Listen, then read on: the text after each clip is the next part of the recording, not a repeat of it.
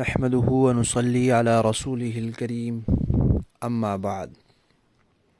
ترجمے والے قرآن پاک کا صفحہ نمبر 903، 25واں پارہ، سورہ شورى، آیت نمبر 10 تا 12۔ اعوذ باللہ من الشیطان الرجیم، بسم اللہ الرحمن الرحیم۔ وما اختلفتم فيه من شيء فحكمه إلى الله ذلكم الله ربي عليه توكلت وإليه أنيب فاطر السماوات والأرض جعل لكم من أنفسكم أزواجا ومن الأنعام أزواجا يذرأكم فيه ليس كمثله شيء وهو السميع البصير له مقاليد السماوات والأرض يبسط الرزق لمن يشاء ويقدر إنه بكل شيء عليم۔ صدق اللہ العظیم۔ پچھلی آیت میں اس بات کا تذکرہ آیا ہے کہ اللہ تعالیٰ ہی کارساز ہیں، کام بنانے والے ہیں، سب اختیارات اللہ کے قبضے قدرت میں ہیں اور وہ خود ہی دنیا کا سارا نظام چلا رہے ہیں۔ اب اس کی تفصیل بیان ہو رہی ہے کہ اللہ تعالیٰ نے انسان کی خاطر، انسان کے فائدے کی خاطر آسمان و زمین بنائے ہیں، انسان کو پیدا کیا ہے، پھر اسی انسان سے اس کا جوڑا بنایا ہے، جنس سے جوڑا بنایا ہے، اور پھر ان دونوں سے اللہ نے نسل چلائی ہے، اور اس نسل سے اللہ نے پوری زمین بھر دی ہے۔ پھر انسان کی دونوں قسم کی ضروریات کا انتظام فرمایا ہے، جسمانی ضروریات اور روحانی ضروریات۔ جسمانی ضروریات کے لیے اللہ نے پالتو جانور پیدا کیے، پھر ان جانوروں کے بھی جنس اور جوڑے بنا دیے، پھر ان کی نسل بھی چلتی رہتی ہے اور ان کو بھی زمین میں پھیلا دیا۔ اور روحانی ضروریات کے لیے اللہ نے وحی بھیجی ہے، انبیاء بھیجے ہیں، احکامات بھیجے ہیں۔ تو انسان کی خاطر، اس کی مصلحت اور اس کے فائدے کے لیے دنیا میں اللہ نے پورا انتظام کر دیا ہے۔ جب یہ انتظام سارا اللہ نے کیا ہے تو بتاؤ کوئی اور کر سکتا ہے؟ یہ کوئی اور کرتا ہے یہ کام؟ بس اکیلے اللہ تعالیٰ یہ کام کرتے ہیں۔ جب اکیلے اللہ تعالیٰ یہ کام کرتے ہیں تو پھر یہی اللہ رب ہے نا، انہی پر ہمارا بھروسہ ہے اور انہی کی طرف ہمارا رخ ہے۔ اور پھر اللہ کی شان بیان کی ہے۔ شان کیا؟ کہ اللہ بے مثل ہیں، اللہ کی کوئی مثال نہیں، ہم کوئی مثال دے ہی نہیں سکتے، نہ اللہ کی ذات کی، نہ صفات کی، نہ اختیارات کی، کسی چیز کے لیے کوئی مثال دے نہیں سکتے، اس لیے کہ وہ خالق ہیں۔ اور جو چیزیں ہمارے علم میں ہیں، ہمارے سامنے ہیں، ہمارے مشاہدے میں ہیں، ہماری عقل میں ہیں، ہمارے احساسات میں ہیں، یہ سب مخلوق ہیں۔ تو مخلوق کے ساتھ خالق کو تو تشبیہ نہیں نہ دی جا سکتی۔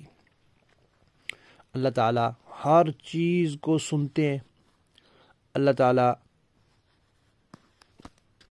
ہر چیز کے مالک ہیں، زمین و آسمان کی خزانوں کی چابیاں اللہ کے پاس ہیں۔ پھر اللہ خوب جانتے ہیں لوگوں کی مصلحت کو، لوگوں کے استحقاق کو، کہ کون کتنا حقدار ہے اور کس کے لیے کتنا دینا بہتر ہے۔ اس لیے کسی کو زیادہ روزی دیتے ہیں، کسی کو کم دیتے ہیں، تو وہ اپنے علم کے مطابق اور حکمت کے مطابق یہ کمی زیادتی کرتے ہیں۔ اور ایک بات یہ بھی ارشاد فرمائی کہ اے کافرو، تم جس بات میں بھی ایمان والوں سے اختلاف کرتے ہو، مسلمانوں سے، اہل حق سے اختلاف کرتے ہو، اس کا فیصلہ اللہ کے حوالے ہے۔ یعنی جھگڑے سارے اپنی عقل سے نہیں حل کرنے چاہیے، بلکہ اللہ کے حوالے کرنے چاہیے کہ اللہ اس کے بارے میں کیا فیصلہ کرتے ہیں۔ عقائد کا معاملہ ہو تو یہ نہیں دیکھنا چاہیے کہ میری عقل یہ سوچ رہی ہے یا دنیا اس وقت یہ عقیدہ اپنا رہی ہے، نہیں، اس عقیدے کے بارے میں اللہ نے کیا فرمایا، اللہ کے رسول اور قرآن اور شریعت اور دین کیا کہتے ہیں، یہ دیکھنا ہے۔ اعمال کی بات ہو، احکام کی بات ہو، اخلاق کی بات ہو، عبادات کی بات ہو، معاملات کی بات ہو، عقوبات یعنی سزاؤں کی بات ہو، حدود کی بات ہو، نظام کی بات ہو، کسی بھی بارے میں جب کسی مسئلے میں جھگڑا ہو جائے، کچھ لوگ کہیں یوں کرنا چاہیے اور کچھ کہیں یوں کرنا چاہیے، تو اللہ تعالیٰ کی طرف اس کا فیصلہ سپرد کرنا چاہیے، قرآن اور سنت سے اس کا فیصلہ کرانا چاہیے۔ اللہ تعالیٰ نے قرآن پاک میں فرمایا ہے کہ جب تم کسی معاملے میں تمہارا اختلاف ہو جائے تو پھر اس کو اللہ اور اس کے رسول کے حوالے کر دیا کرو، اور پھر جو اللہ اور اس کے رسول کی طرف سے حکم ملے، چاہے وہ صراحتاً ملے یا اشارتاً ملے، اس کو بغیر کسی تردد کے، بغیر کسی ناپسندیدگی کے اس کو قبول کرو، اس کو تسلیم کرو۔ یہ ایمان کی علامت ہے۔ اگر کوئی نہیں کرتا، خوش دلی سے اللہ اور اس کے رسول کے فیصلے کو نہیں مانتا، تو یہ ایمان، اس کا ایمان نہیں ہے۔ اللہ اور اس کے رسول نے چور کے لیے کیا سزا مقرر کی ہے، بدکار کے لیے کیا مقرر کی ہے، ڈاکو کے لیے کیا کی ہے، دین چھوڑنے والے کے لیے کیا کی ہے، رسول کی گستاخی کرنے والے کے لیے کیا سزا مقرر کی ہے، اور دین سے روکنے والے کے لیے کیا سزا مقرر کی ہے۔ بہت جو بھی انہوں نے سزائیں مقرر کی، اسی طرح شرک کو اللہ اور اس کے رسول نے کیا فرمایا کہ شرک کا عقیدہ صحیح ہے یا غلط ہے،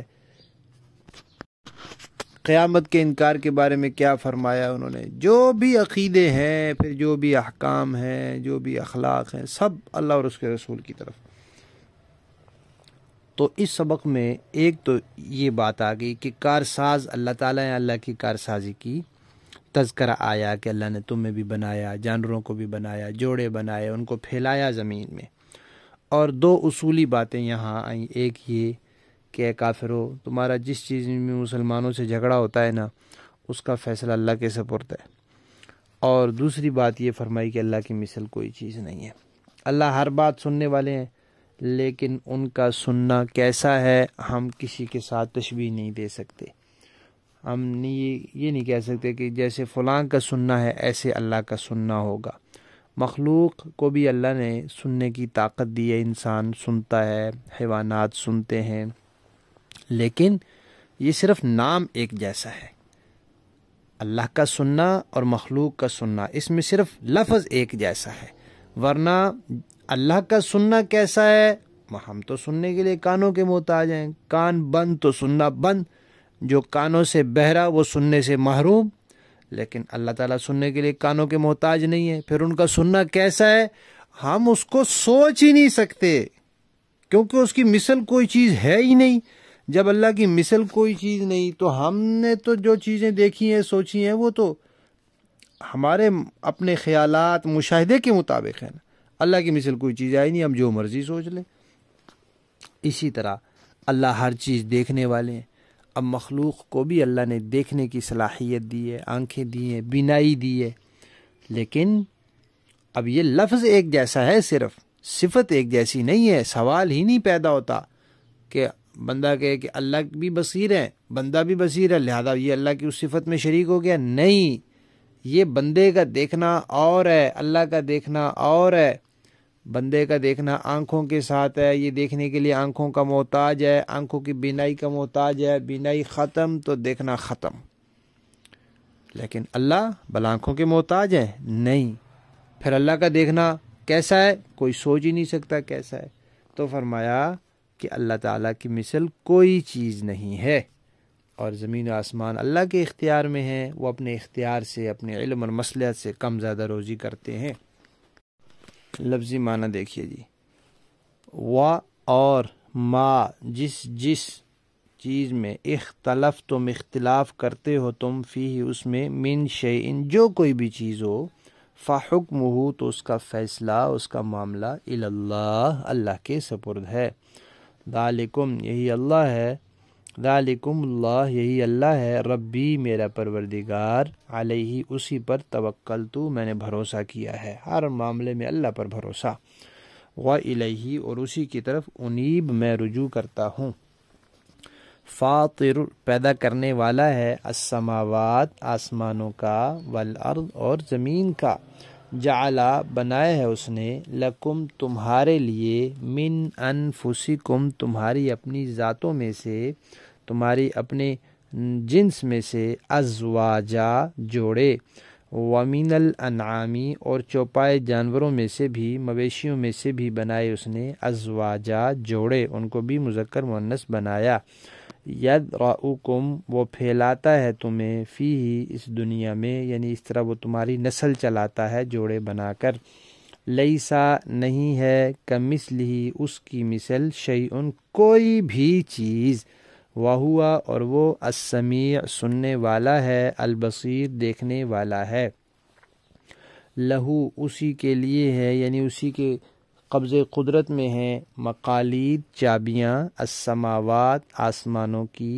والارض اور زمین کی، یبسط وہ کشادہ کرتا ہے، الرزق روزی، لمن یشاء جس کے لیے وہ چاہتا ہے، ویقدر اور تنگ کر دیتا ہے جس کے لیے چاہتا ہے، انہو بے شک وہ، بکل شیء ہر چیز کو، علیم جاننے والا ہے۔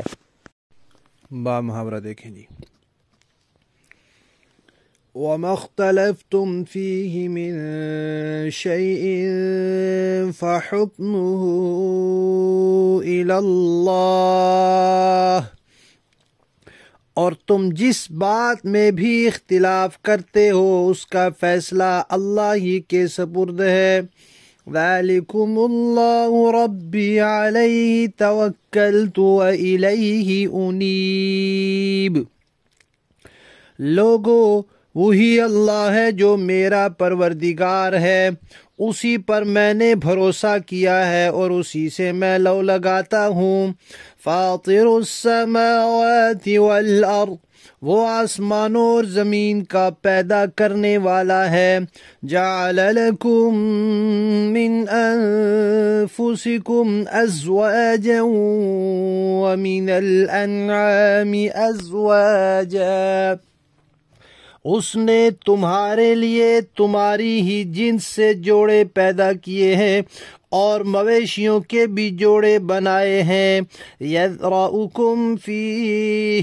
اسی ذریعے سے وہ تمہاری نسل چلاتا ہے، لیس کمثلہ شیء کوئی چیز اس کے مثل نہیں ہے، وَهُوَ السَّمِيعُ الْبَصِيرُ اور وہی ہے جو ہر بات سنتا، سب کچھ دیکھتا ہے، لَهُ مَقَالِيدُ السَّمَاوَاتِ وَالْأَرْضِ آسمانوں اور زمین کی ساری کنجیاں اسی کے قبضے میں ہیں، یبسط الرزق لمن یشاء ویقدر انہ بکل شیء علیم وہ جس کے لیے چاہتا ہے رزق میں وسعت اور تنگی کرتا ہے، یقیناً وہ ہر چیز کا جاننے والا ہے۔